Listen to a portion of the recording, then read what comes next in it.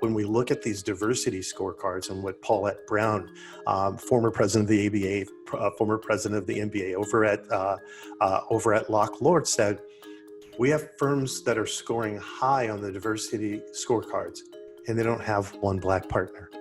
Impossible to say that we're measuring the right things if you're getting a good grade on diversity and you don't have one Black partner. I'm Jack Newton, CEO of Clio, and this is the Daily Matters podcast. On Daily Matters, we talk with legal professionals, industry leaders, and subject matter experts about the future of law. We explore where the legal industry is headed, how legal practice is changing, and what you can be doing to position yourself for success. This episode of Daily Matters is brought to you by the 2020 Clio Cloud Conference, the world's best legal conference, which is going completely virtual for the first time ever. Get your pass now at cliocloudconference.com. Today, we welcome Bryan Parker to the show. Bryan is co-founder and CEO of Legal Innovators, an innovative alternative legal service provider, which is improving hiring, pricing, and diversity and inclusion in the law. Bryan, it's a pleasure to have you here. I am delighted to be on. It's always good when we get a chance to tell our story and especially follow such an innovative company like you all. Hopefully we'll have some small portion of the same success, but thanks for having us on. Well, thanks for that. And maybe to give our listeners a bit of background to start off, can you tell us a little bit about your career experience? Yeah, so it's been a little bit varied. So I started as an M&A lawyer in New York. Went to NYU for law school, and then started with a New York-based firm, Sherman and Sterling, where I had a really good experience doing lots of M&A, billing lots of hours. I think when I was coming out of college and going to law school, I always thought that I'd end up at the company side, but the law teaches you, really how to think and analyze and problem solve, and I thought that was good. But I was very quantitatively oriented as well. So wanted to deepen my financial skill set with the goal of eventually being good in operations. So I spent about 9 years doing investment banking. So first with Lehman Brothers and then with Merrill through the dot-com boom, and ran software and internet infrastructure for SG Cowen before then leaving and going on the operations side. So I spent about 15 years doing operations, first in finance, then I came up through or got promoted to chief operating officer. And my last company, where I started as a chief operating officer, was a KKR-backed company that was software as a service. Was promoted to CEO. That company ended up getting sold. And then I was looking to see how I could bring all of those skill sets together. So it was kind of old home week when I reconnected with John, who's the co-founder, because I brought my operational experience, but it was coming back to law. So our product was something obviously I knew deeply. And one of the things that we talk about in our training and our mentorship, is mentorship. And so my story with this partnership starts, over 22 years ago, maybe it was 24 years ago. I was a summer associate at Sherman and Sterling, and John Greenblatt, who is co-founder and our chairman, was my mentor then. And so opened lots of doors, got lots of exposure. When we came back together, I said, wow, you've got this really nice operations experience that you've built up. Why don't we have you run the company? But we really do it like partners. And I find that really fun because we both care and have a respect for each other, don't take things too seriously. But I think we also live our model. And I always joke with people that it's hard to gain a 40-year understanding of the law unless you've sat in the chair for 40 years, right? And so John has, and he's seen every aspect of the firm from co-founding the diversity committee at Sherman to sitting on the policy committee. And so I think we bring a unique understanding of law, some of the innovation, and then you couple it with the operations that I bring to the table. And I think we're able to bring that full package to the market and to our clients. And can you clarify what makes Legal Innovators an innovative alternative legal service provider, or ALSP? Yeah, it's a mouthful, that acronym, right? So I always I have to say it out and then I spell it. So what makes us innovative? I think it's having a respect for all of the history for how law has been done. And then also recognizing that as you want to bring change, how do legal organizations change? And big law firms, frankly, change a little bit slow. Corporations, who we also market to, change faster. And for us, we wanted to, all the typical things you think about with business, right? We wanted to look at where was there a large and growing market? Where was there some running room? And we look at our market at about $3 billion and growing at a CAGR of 35-40%. The biggest competitor in the space is about 300 million revenue. I mean, this is all private stuff, but that's less than 10% of the market. So we thought that there was room to go out and do something innovative. And then both from a strategy and a consultancy and an operations perspective, I looked at the business of law, especially big law and even corporations, because one of my stops was I was a general manager for a publicly traded company of a $1 billion company. And so I understood change management, understood how you incorporate things. And then again, back to John and his experience, we looked at the problem, or one of the opportunities, maybe we'll say it that way, was redoing the entry pipeline of how associates were coming into big law. You've got this antiquated summer associate model. You've got all firms competing for talent, and really what it's setting off is this price battle, if you will. And so now, first year coming out at these big firms is making $190 to $225. That makes the carrying cost for these folks $500,000 to $600,000 a year. And you see where the story is going, right? What do you have to bill per hour? Well, clients are pushing back on that. You're getting to know people for 8 to 10 weeks during the summer. So you don't fully know the capabilities. You don't know if they fit with your culture, and they don't know the same about you. So when you fast forward to years 3 and 4, and years 3 through 8 should be the time where associates make the most money for their firm. Same is true a little bit for corporations that do bring in talent. But because there was not a lot of diligence done up front, what we're seeing is 30 to 50% turnover by year 3 and 4. So here's the math that, let's say you're going to one of the biggest firms, but it works, you could just the same math all the way down to small numbers. But one of the big firms will hire 100 associates per year. And so the math of paying for summer associate, recruiting, first and second year, that comes to about $1 million, $1.2 million, maybe a little under. So $1 million times 100 million.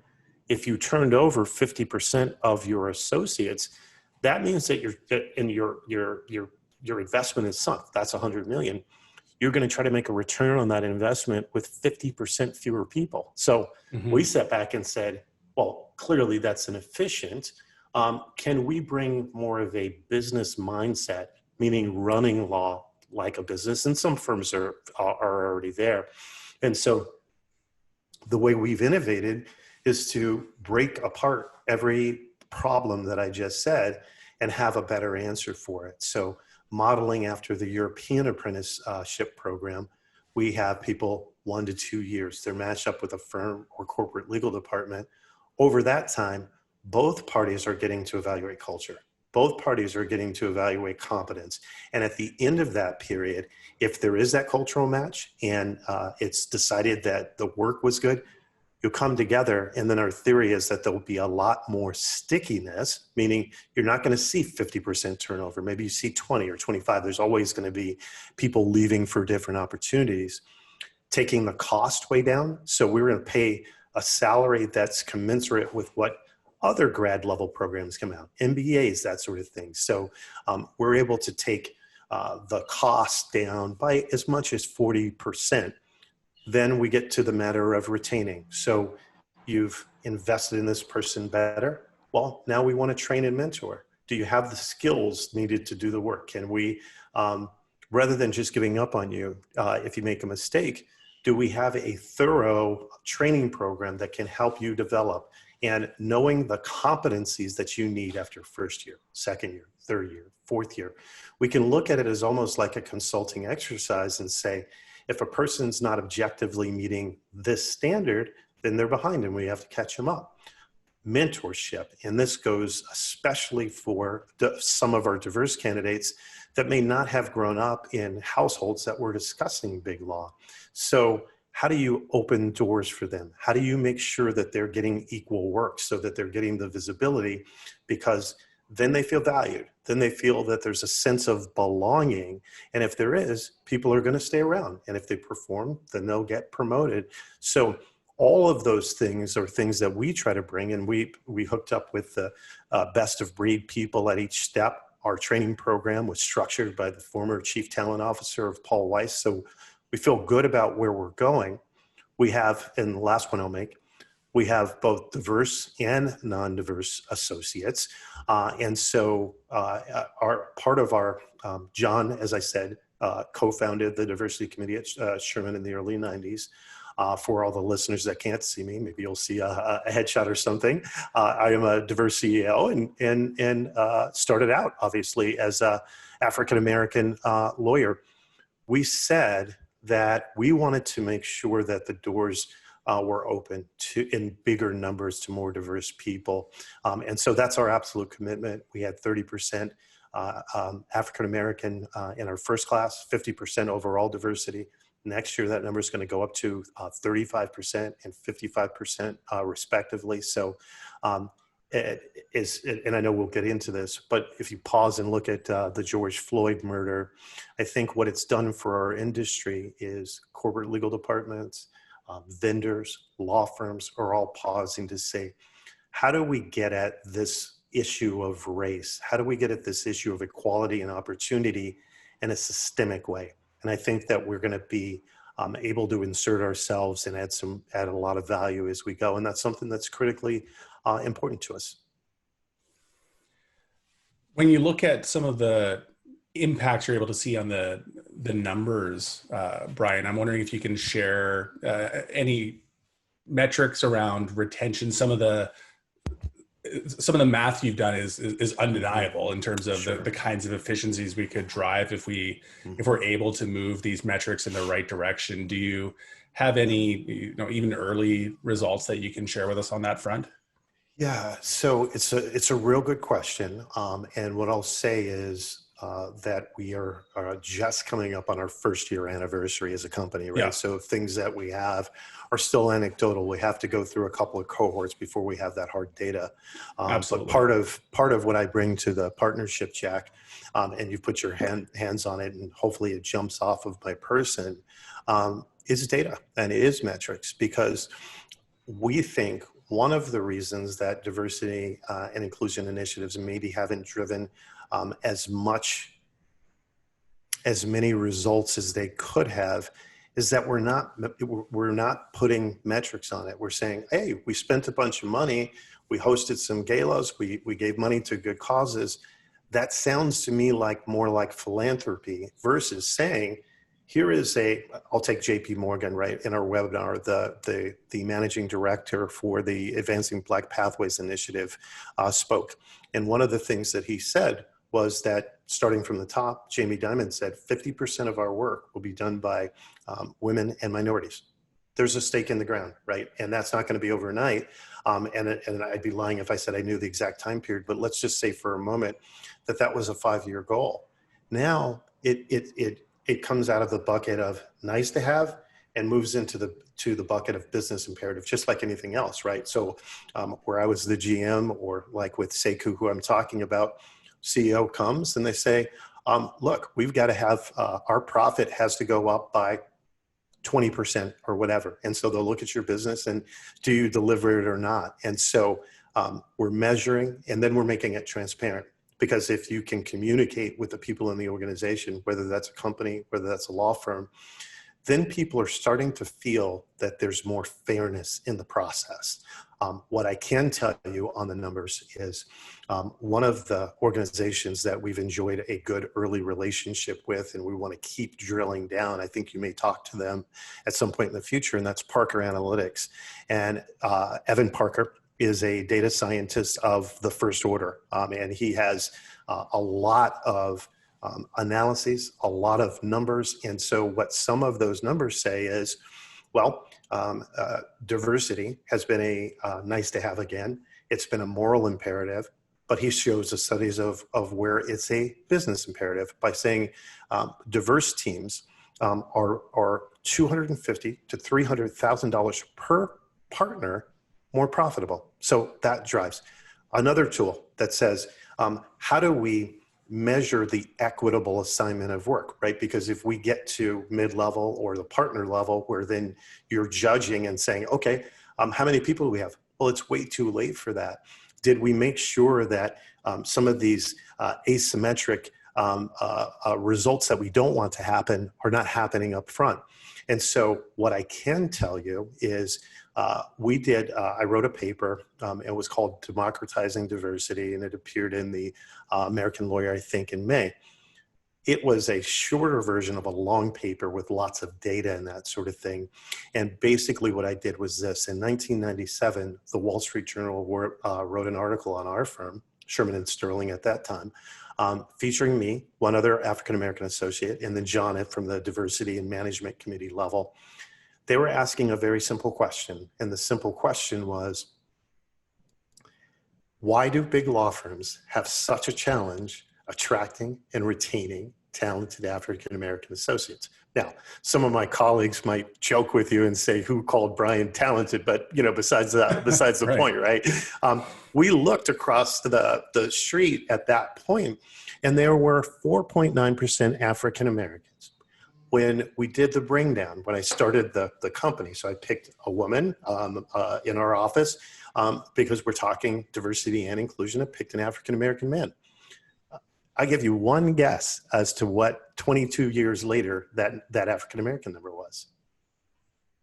5%. So it had grown from 4.9 to 5. And so that's the measurement that we're seeing, and we're not seeing a lot of growth. And further impacted by when we hit market difficulties. And one of the points that we make is, if you look at the 2008 real estate correction, cuts across the board at a lot of the junior levels. And the profession had really just done a good job of getting diversity going. So when you took the meat cleaver and did your cuts, it disproportionately impacted women and minorities. It took, and this is some of Evan's analysis as well, it took us an entire decade to get back to the pre-2008, 2009 numbers. So just last year. Why am I saying all this? In addition to our data, again, we're going to be 30%. We hope that the firms will see that. They'll start giving us, they'll start taking more and more folks from us, so that those numbers will go up. But if you look at COVID and if people repeat the mistakes of 2008, well, what are we talking about? Well, from that data point, we could be saying that we're sitting here in 2030 before diversity levels come back to 2019 levels, which we're already saying are too low. So I think we've got to be talking about brass tacks, double-digit numbers. So if African Americans are at 5, we're got to be at 10. We got to have Latinx in the high single digits, right? That's been a really challenging demographic in terms of them being able to get opportunities in the right numbers. LGBTQ has grown over that time, but the data's masked a little bit because we say people nowadays are feeling more comfortable being their authentic selves. That is absolutely the way that it should be. So we don't know, was there growth in those numbers, or was it finally people got a chance to be their true selves? And so when we look at these diversity scorecards and what Paulette Brown, former president of the ABA, former president of the NBA over at Lock Lord said, we have firms that are scoring high on the diversity scorecards and they don't have one Black partner. Impossible to say that we're measuring the right things if you're getting a good grade on diversity and you don't have one Black partner. So those are some of the things that we're trying to sharpen up. And the last thing I'll say is women of all colors, shrinking that pay gap. It's just appalling that women are coming in as 50% of these entering classes, but nowhere near that in leadership roles at the firm, in partnership roles at the firm, and then in pay. There's still a pay gap for doing the same and many times better work. There's just no reason for it. And this is maybe extending some of the points you made earlier, Bryan, but you did mention an article you wrote for the American Lawyer titled "What the Death of George Floyd Should Teach the Legal Industry." Yeah. Can you summarize that article and some of the Sure. points you made in that article, and maybe talk about what kind of change you think needs to be enacted to drive some of the permanent change that we all want to see in the industry? Yeah, no, it's thank you for the opportunity to talk about that.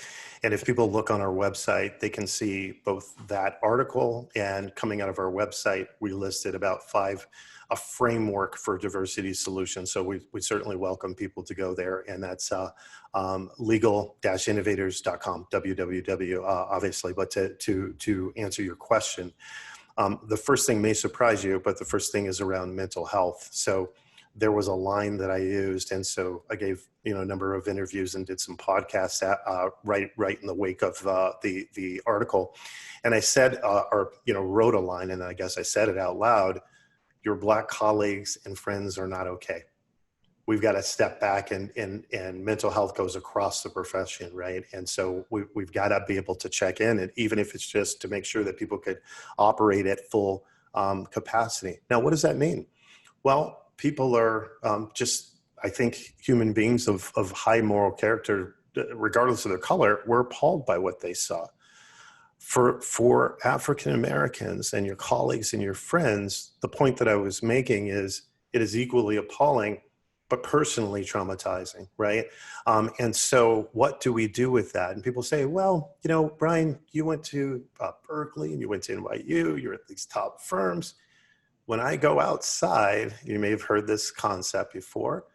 It's a concept of driving while Black. I've been pulled over because of a certain car that I was driving. So the point is that we experience some of the same realities that are going on in some of these incidents. Fortunately, I mean, you don't see lawyers and investment bankers and that sort of thing being too often shot by the police, but that's a reality that you carry over. So what I say in the tangible steps are that you need to, law firms have to have a culture where they ask, hey, are you okay? Is there support? First, from an organizational level, what's the organizational health? And then making it available, by the way, for white, Black, Asian, whatever, whichever demographic, to be able to sit down and talk out these issues, because it's tough, and it's tough for everybody. Which leads into a couple of points that I would make from the article. Where do we go from here, I think is kind of how your question shaped up. And this is not the legal industry's problem alone. This is a societal thing. But when I joked a little bit, and it was only a little bit of joking, because most of the people I know, regardless of what color they are, wrote these statements for their legal entry to law schools that says, well, I want to give a voice to the voiceless. I want to do good in the world. Right. We're smart. We wrote these statements. We should live up to them and model the way for other people. And modeling the way says, we have never as a country dealt with our original sin. That's slavery. We don't have to get upset or heated or whatever, but we've got to talk about it. We've got to have those uncomfortable conversations. We've got to create an environment of trust where people do feel comfortable. They do feel that they belong, and they're allies on the other side, right? There are populating the executive committees, probably too high a percentage of white men. Okay, fine. A lot of those people want to understand, and they are sometimes afraid to step forward out of fear of using the wrong language, offending someone. So I think part of the hard conversation has to be, look, we trust and we respect each other. If you say something that's wrong, or that's not the right buzzword, we're not going to prosecute you. Now, we may teach, we may educate, we may lift you up. And John and I try to also model the way for that. John is older than I am, Jewish guy who has sat on the policy and the executive committee. Look, we don't always see the world eye to eye, but because we have that love, that respect, that affection for each other, we can have conversations around these thorny issues. And I think that's possible too. The leaders, law firms, corporations, clearly corporations do a little bit more because there's a CEO and a board, and they can say, look, this is the stake in the ground and this is what we're going after. Law firms are partnerships. So even if you have a senior or managing partner or chairman, that person has to build consensus around that position. Back to your point on metrics, Jack, I'm absolutely convinced that we have to say that person or that group of people has to say, this is no longer a nice to have. It is a business imperative, and put a stake in the ground. You ask about metrics. Okay, just as one example, we're at 5% African American. In 3 years, 5 years, we're going to be at 10, we're going to be at 12%, whatever the goal is. And then everything has to align around that. Compensation. We have to reward people that are meeting the goal. We have to take away compensation for people that aren't meeting the goal. And when we say that, we have to mean it, and we have to put teeth behind it, because there may be some partner that has some decent book of business that you're going to use a stick to help drive this business goal. And that partner may say, well, you know what? I'm going to go to firm X across the street. And the difficult thing of looking in the mirror is going to have to be, okay, I'm okay with that person leaving because they are not in keeping with our mission and values, and they are subverting this goal that we are trying to get. I talked about transparency. You have to share that out regularly with the firm with no excuses. So if after the first year we should be at 7%, we're at 6.1. Okay, what do we need to do? How do we problem solve this? This can't just be a top-down approach. It has to be a bottom-up. So we're saying here is a business imperative, and here are some solutions that affect these diverse groups. We need to hear from them too, give them a voice in the solution, because that again fosters the goal of belonging. And I think if we are measuring things, if we're setting the metrics up front, it's been decided that this is a priority for the business and everybody's buying into it, well, you start to create a playing field that people feel is more fair, and they feel that, you know what, this is the kind of place that I can be at. The reverse is true as well. The millennials grew up largely in very diverse environments. So when you think about a talent drain, if these environments aren't more welcoming and don't really live up to those core values of diversity and inclusion, our supposition is that you're not only going to lose diverse associates, you're going to lose lots of associates who have that as their own core personal value. So those are some of the things that came away from the article. And something else you've talked about, Bryan, and I as part of your company's focus is this concept of bringing innovation to the law through innovating and evolving the ways that you're evaluating candidates during and after law school. And that's you've talked a little bit about some of the change that needs to happen at the law firm level, at almost the institutional level. Yeah. We're thinking about the pipeline of future talent. And as you pointed out, the millennials that are the next generation of lawyers, thinking about the hiring process, the selection process in a new way. Can you tell us a little bit about your thinking on that front, and how, again, how you think that might help drive some of the systemic change we need to see? Yeah, super good question. And, you know, the first thing won't surprise you, and you're going to ask Evan the same question if you guys have him on. We got to measure that pipeline, right? Right. So that, as you say, it's a leading, you know, it's the canary in the coal mine. It's like, okay, hey, we're, and when we think about pipeline and our innovation, we're saying a lot of the big firms, and then kind of by extension some of the companies, but companies are a little bit different on this, say, well, we're going to go to the T14 schools and we're going to pick off the certain percentage of those schools. Maybe some go to the top 25. Now, look, and we're grateful after an American lawyer wrote the piece in December about our company. a lot of law schools reached out to us, and we were able to add to our core partners that started with us the first year, Georgetown, George Washington University, and Howard. So we now have 9 of the top 25 schools. But we also have top regional schools as well, because in those regional schools, you might deal with people that had to work their way through school, who are in the top 5, 10, 15% of their class, but they're not getting looks because people say, well, by the law of large numbers, I'm not going to go out there. And so I think that's first, let's expand the data set of what we're looking at. And then let's change or enhance the criteria a little bit. So the way that it currently works now, you sign up, you get on an interview schedule for on-campus interviews. You get 15 or 20 minutes with the interviewer. They're going to give a kind of a no-go or go. Then you come into the firm and you have 4 to 6 interviews. People may be in the middle of deals and all that. You get an offer. Offer for a summer internship, which these days, once you show up to that place, unless you punch a partner in the face, and it's an important partner, you're going to get an offer. So look at the amount of diligence that was done, and we're now making a permanent hire on that person. And we're also right now looking at only the first year grades.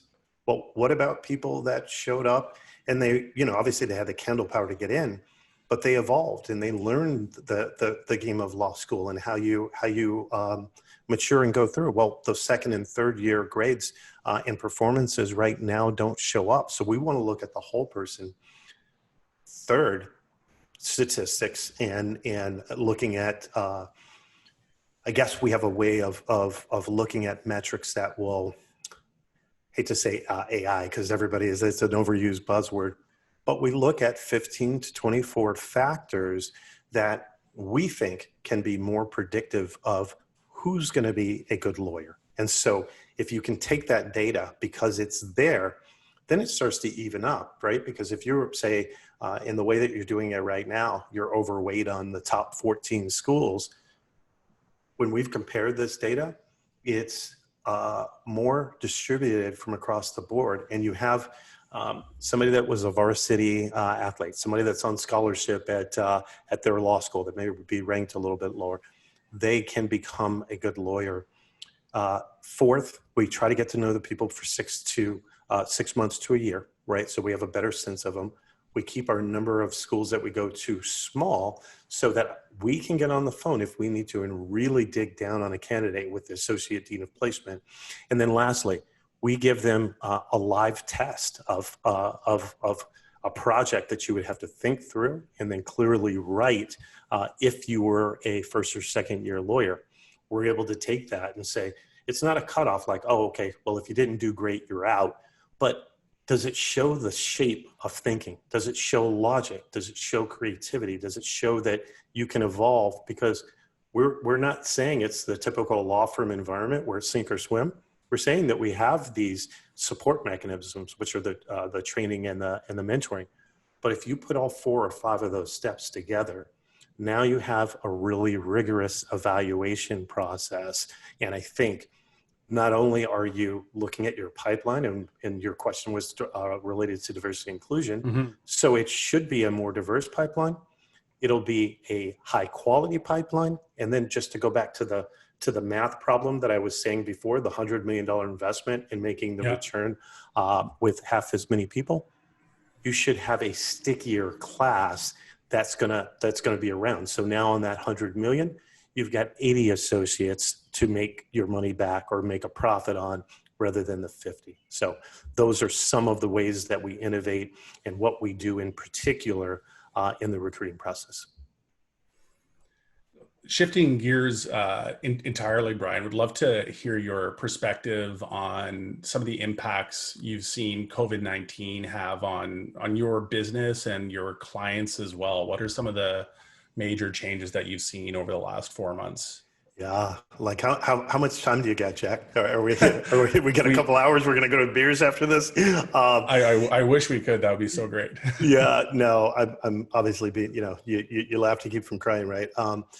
Right. look, this is a worldwide pandemic, and I really can't think of many businesses that it hasn't impacted one way or the other. I mean, now you've got some businesses that have done extremely well, Zoom, which we're Yep. on, Netflix, some of the other streaming services, Amazon for sure. But other businesses, law firms, corporations, rushing to say, okay, look, we got, and that's smart business. We've got to right size our costs. We don't know how long this will go. So how deep do we cut? What do we furlough people? That, just to tie it back to the previous point a little bit. And if we're not careful, we're going to have some unintended consequences as we right size our infrastructure, meaning that we may go undercut some of our diversity and inclusion goals. So I think what happened, and if you look at a stock chart, what we saw was the shock and awe, right? So everybody's portfolios dipped 20 to 30%. People were freaking out, like, oh my God, what do I do? Corporations were, look, we've got guidance out there. How do we right size our expense structure? What can we do on the revenue side? Law firms were saying, how do we plan? When do we have associates start? What are we doing about recruiting? Can we move people around from one area of the business that maybe is not busy to another area of the business? So I think that the effects were far and wide. And I'll give you, maybe by the end of February, we had three entities that had absolutely committed, and a couple others that were far down the sales pipeline. Slowly, over a week and a half point, as this became more real, each one of them had to say, still interested, but we've got to put you on hold, right? Because they had to figure out their own businesses. So for us, as a small startup, and you guys know this from when you started, right? Cash is king. You're burning cash. So can you survive? Can you get through the pandemic, at least to the point where we are now, where the shock and awe is worn off. The market is sort of prices back in. This is business as usual. Most markets and stocks are back up. We can start planning. There's still some uncertainty out there, right? Like, we've had this opening, the numbers are going back up. So does that now mean when we thought we were going to be back in the office by July or August, that it's at the end of the year, or maybe it's the beginning of next year? And so for us, we say, how do you operate in this new reality?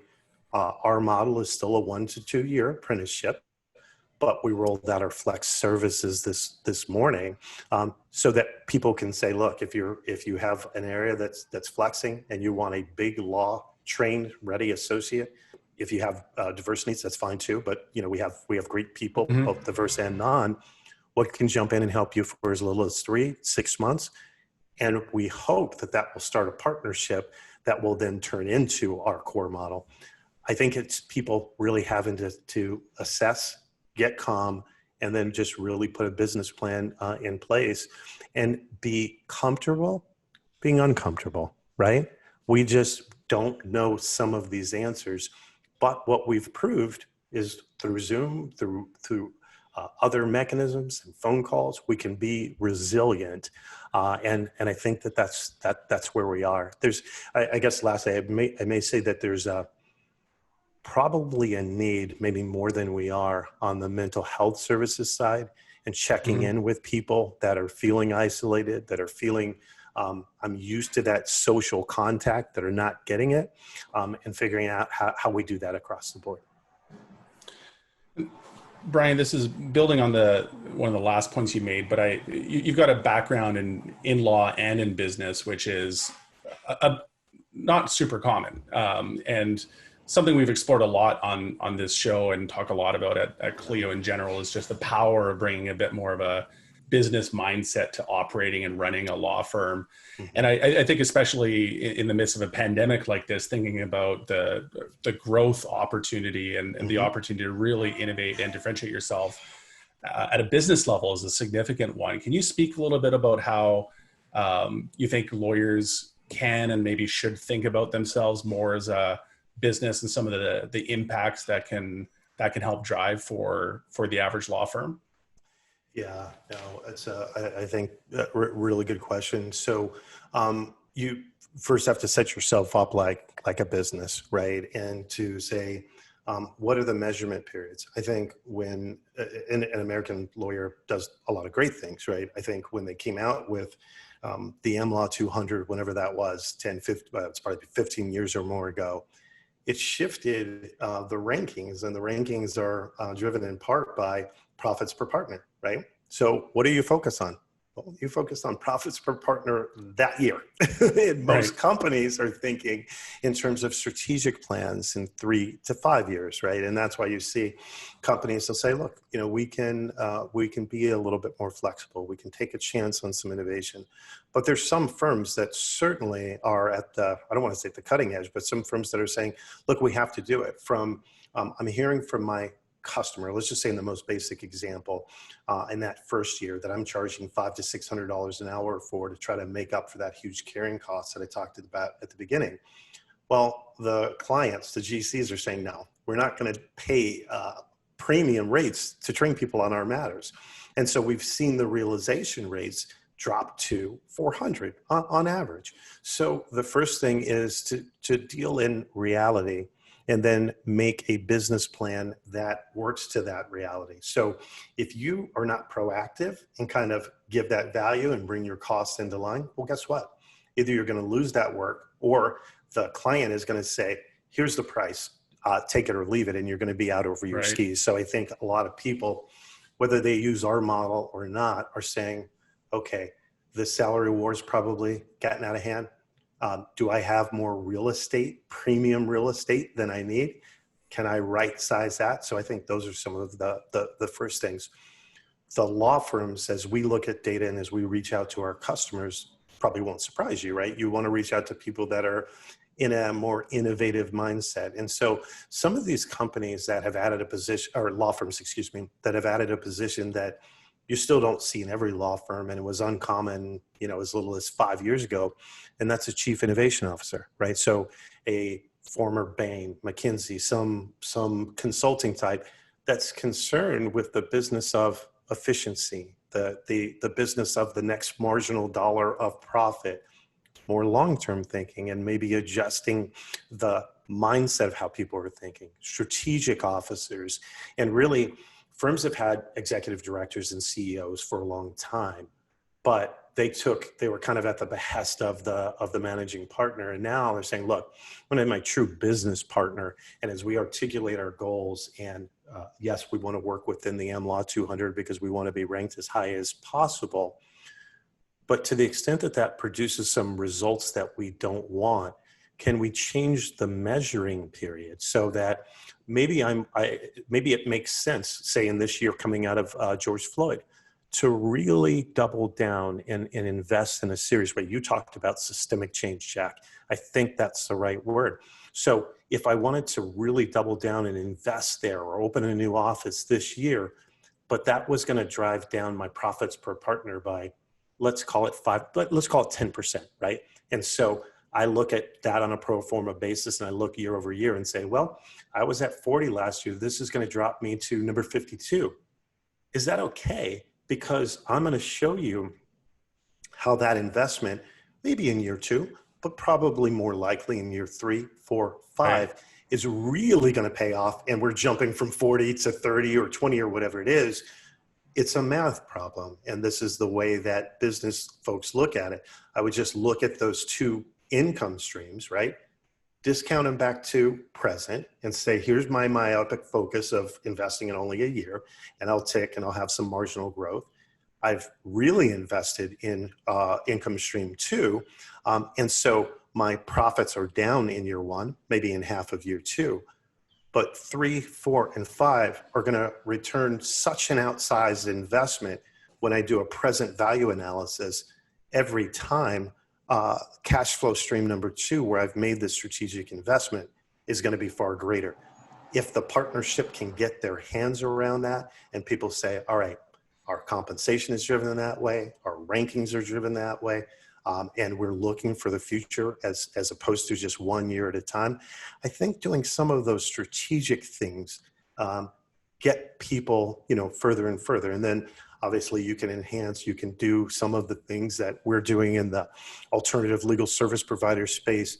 There's great technology, you guys, there's other people out there that have these great tech tools that not everybody's fully utilizing yet, but I also understand it's a mindset. And so one of the things that I bring to the work of change, any innovation, is being realistic about my customer. So if I'm servicing a general counsel at one of these big companies, and I know that they're in the business of change, I can look at their R&D and see how much they're spending and investing for the future.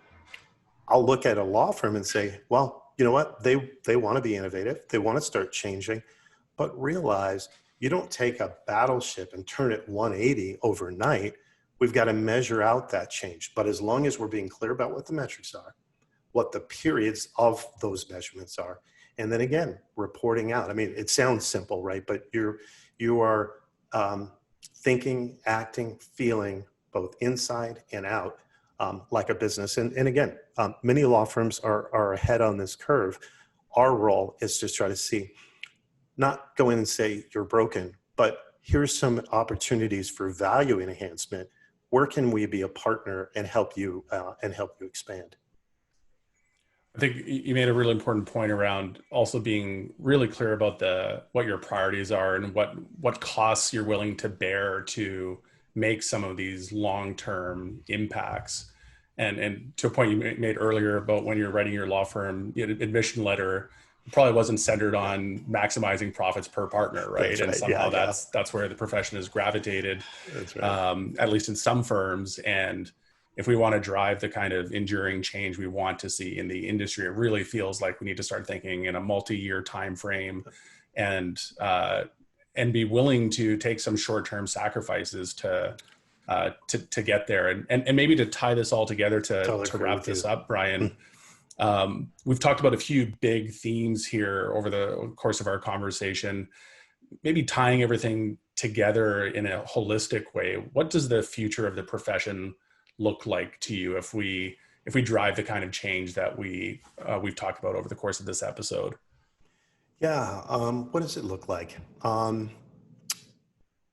I think that you bring more alignment between the companies and their general counsel departments as maybe the end customer, though we're marketing to them and the law firms. The law firms will come in and say, look, maybe it's more project-based pricing, or maybe we're bringing the pricing of the entry level folks down. But we're going to come into more alignment. And I think just having interests aligned, that produces good results, right? And so where do you make your money? How do you get more efficient? So we just covered that. I think what you're going to see is there are going to be, and this always seems to be the way that it is, there are going to be some firms. I don't know if that's 25%. I don't know if it's 35% or 15. I tend to think it's maybe more 20 or 25 that are going to say, hey, look, we can learn from other industries. So we're going to bring in the Bain and McKinsey types. We're going to, in terms of recruiting, we've got PwCs and the Accenture of the world that has broken this recruiting process down even further than we have, right? And say, look, that's fine. We're going to take the best demonstrated practices. You talked about what's the time horizon. I think you will see law firms still maintaining the best elements of their partnerships, but thinking like businesses more, because that's how you're going to bring that alignment. That's how you get the multi-year view that you're talking. And then people make because we're in this, most of us are in this for profit, and there's nothing wrong with that. But almost surprisingly, you got to be more efficient to drive more profit. Right. The enduring question, and obviously this is on all of our minds, kind of coming out of the George Floyd murder, which is this another in the lineage of events that, recent times started happening in 2014 with Mike Brown, Ferguson, city's on fire, everybody's up in arms. Same thing, although I think we had a little bit more peaceful process this time. We still needed to stop the looting. But I think people have said, for the moment, we're putting down a a line in the sand, if you will. So what I don't know is, have we reached a watershed moment where the profession is fully aligned and has as one of its core values equality, and we're really going to democratize the law?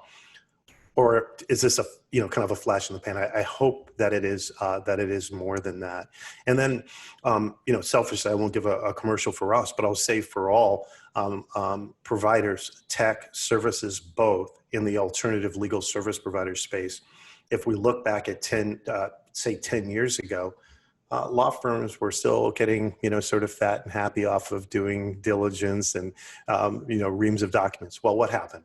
We got technology that made doing the due diligence a lot more efficient. We offshored some of the services part of it.